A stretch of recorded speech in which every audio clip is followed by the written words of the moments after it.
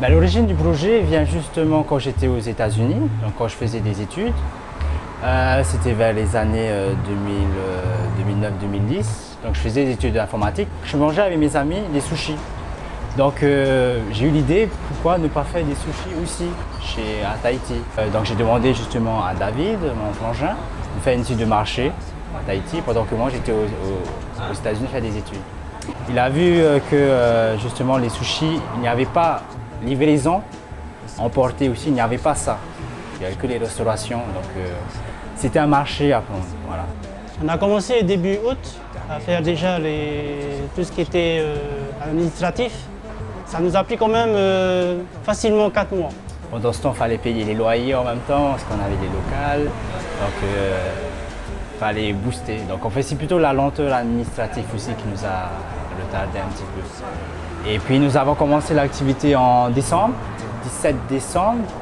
Puis les premiers mois, ça a été quand même un peu chaotique, hein, du moment que en fait, notre publicité commençait sur Facebook. Mais sinon, ça s'est bien passé quand même à cause des fêtes. Dans mon entreprise, ce qui me passionne, c'est le contact des clients.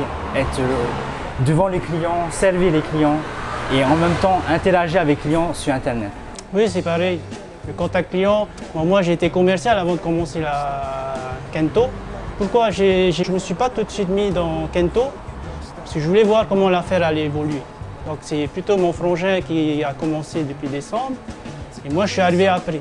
Comme ça j'avais au moins les moyens de financer Kento par nous-mêmes parce qu'en fait on n'a pas fait de prêt, tout était par fonds propres. Aujourd'hui chez Kento, lui il s'occupe plus de la partie communication, publicité, Facebook. Moi c'est plus la partie administrative, tout ce qui est commande.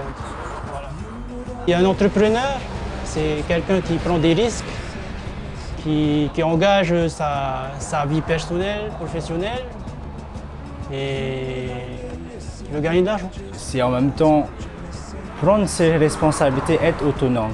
Ça demande vraiment du boulot. Être entrepreneur, c'est pas une masse à faire, c'est l'apprentissage tous les jours.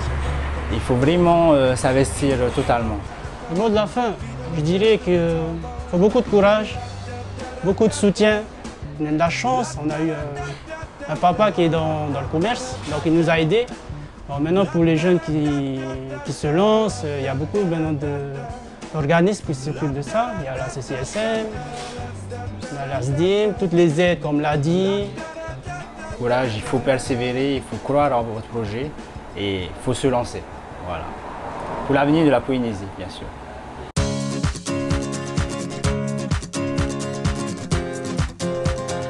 Si vous aussi vous voulez créer, financer, développer ou même diriger une entreprise, je vous donne rendez-vous les mercredis 7 et jeudi 8 septembre à l'hôtel Intercontinental Beachcomber.